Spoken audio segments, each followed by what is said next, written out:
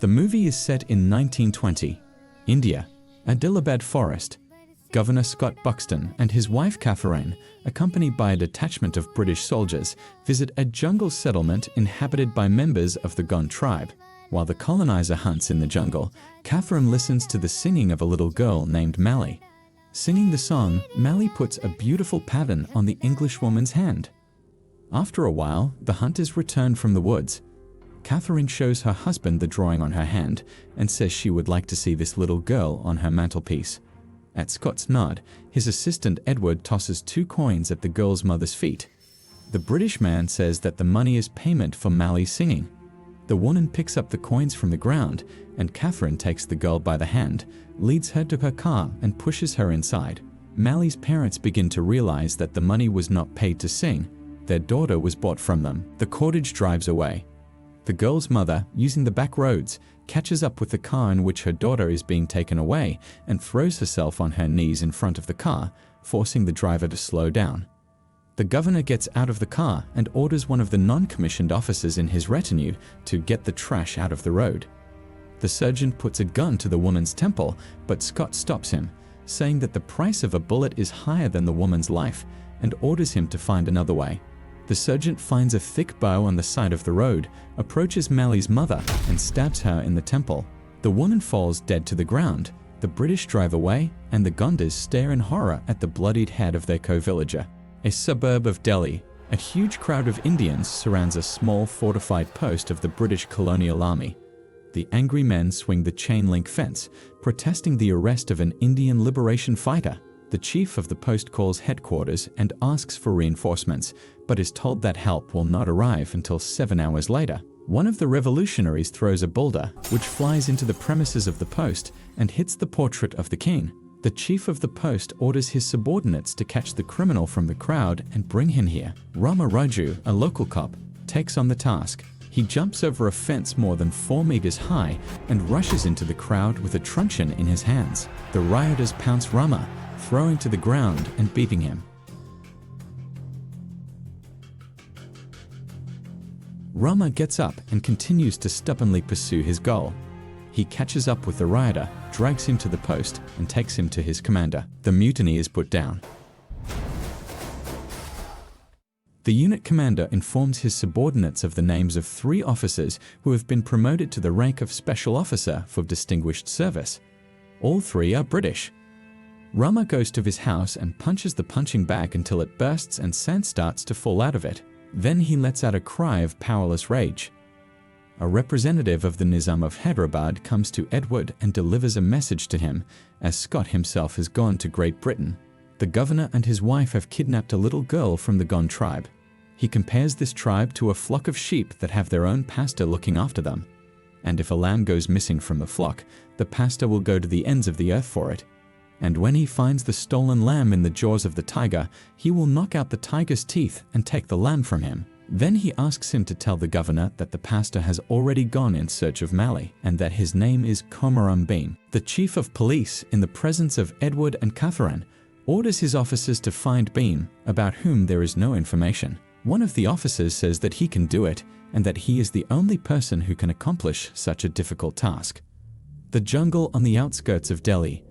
Beam's helpers, Lakshu and Junga, prepare a trap for a large predator. Beam runs away from the rampant wolf toward the trap. Suddenly, a huge tiger jumps out of the bushes, scares the wolf away, and begins to chase Beam, who lures the predator into an ambush.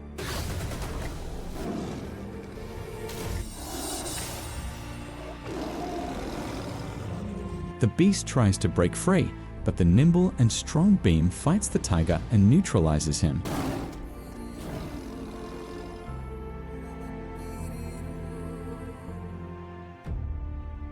Then, after stroking the head of the defeated beast, he asks its forgiveness and says he will use it for his own purposes. Soon, Beam and his assistants arrive in Delhi. He poses as a Muslim named Akhtar and gets a job in a machine shop. At this time, Rama decides to look for Beam among those who are fighting against the power of the British in India. He goes to a meeting of the revolutionaries and meets Lachu there. Rama declares that the problem must be solved radically, and for the revolution to take place, he offers to organize the assassination of the governor. On the way to the governor's palace, Lachu guesses at the last moment that he is being lured into a trap and escapes from Rama. He then tells Bhim what has happened. Bhim comes to the riverbank and gives money to a fisherman boy to catch fresh fish for him. The boy gets into a boat and sails to the middle of the river near the railroad bridge. After a while, a passing train crashes and the boy screams for help.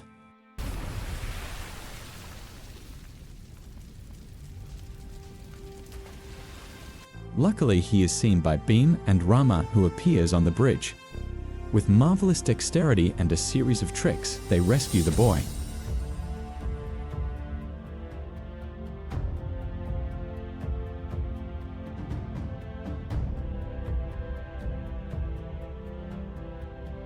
The feat they accomplish brings the brave men closer together. They become friends, but since Rama is in civilian clothes, Bhim has no idea that his friend is a police officer. Later, Rama helps Bhim meet Scott's niece named Jennifer, from whom he finds out that Mali is in the governor's palace.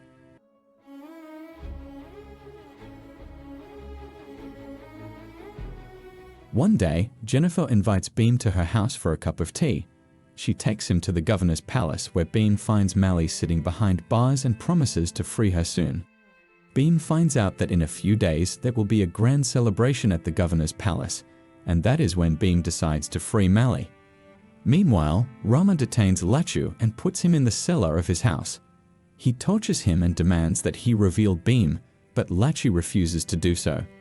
At night, the prisoner catches one of India's most venomous snakes, the ribbon krat, and in the morning, during the interrogation, Lachu throws the snake at his torturer. The snake bites Rama, and Lachu informs him that he will die within the hour, and even his white friends have no antidote for the bite of this snake. So then Rama cuts the ropes on Lachu's wrists and frees him. The poison begins to take effect. Luckily, Bhim finds Rama in a helpless state outside his house, and noticing the signs of snakebite, he prepares an antidote and leaves. After a while, Rama comes to his senses. He compares what he knows and realizes that his best friend is the rebel and conspirator Bhim. Few hours later, Bhim's aides disperse a truck which rams the palace gates. The driver of the truck removes the tarpaulin from its back and unlocks the cages with the beasts. Bhim appears and tries to break into the palace, scattering soldiers and officers, occasionally throwing leopards at them.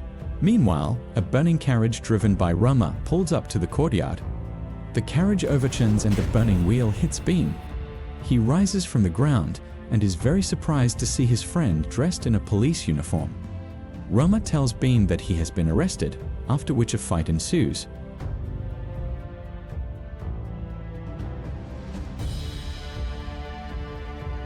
Rama demands that Bhim surrender or else Mali will suffer, and Bhim is forced to comply.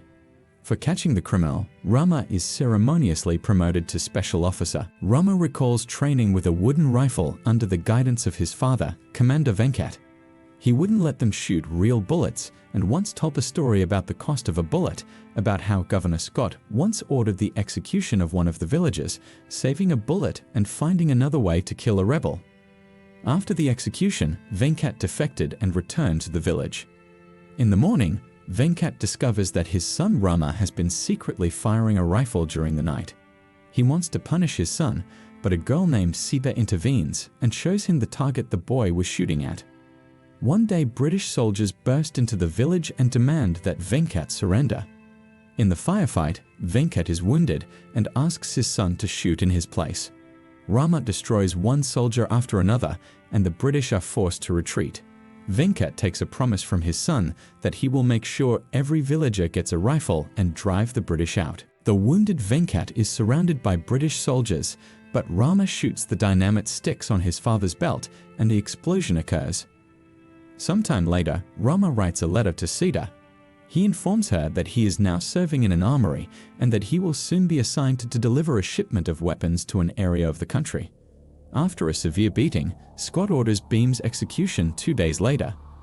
Rama proposes to hang the rebel not in prison, but on the riverbank in front of Mali, so that he does not become a martyr and his body can be thrown into the river. In the end, Rama helps Bhim and Mali to escape, but falls into the hands of the British. Scott commands to execute the traitor.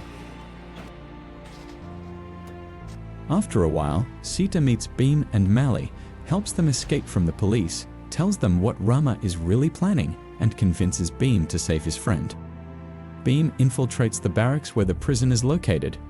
Because the British have mutilated Rama's legs, Bhim puts his friend on his shoulders and helps him escape. They take refuge in the woods near the shrine of the god Rama. Bhim, using folk remedies, instantly heals Rama's legs, and he regains the ability to walk unaided. At this time, the friends are surrounded by Scott's agents and soldiers. Rama takes the bow and arrows from the hands of the statue of his namesake and begins the battle with the colonists. Each of his arrows strikes his enemies. Bhim, meanwhile, holds a chopper taken from the British with one hand and uses it as a percussion-crushing weapon. After the British arrive in the jungle, the friends go to the governor's palace where Bhim performs a stunt on his bike. He jumps off it, and Rama shoots an arrow with an ignited tip into the gas tank. The flaming chopper flies through the window into the armory and explodes. The fire breaks out, and the ammunition in the basement detonates. Bhim manages to get into the armory before it is completely destroyed and pulls out several boxes of rifles and ammunition. Before Bhim pulls the trigger on his rifle, Rama reminds the governor of the cost of the bullet, made in England and delivered by ship across the 7 seas. A few hours later, Bhim and Rama transport the guns and ammunition to Rama's village, where everyone now has a real gun in their possession. Rama is reunited with Sita, Mali returns to her relatives, and Bhim embraces Jennifer. After all that has happened, Bhim, Rama, their relatives and friends dance a rousing Indian dance and sing a victory song.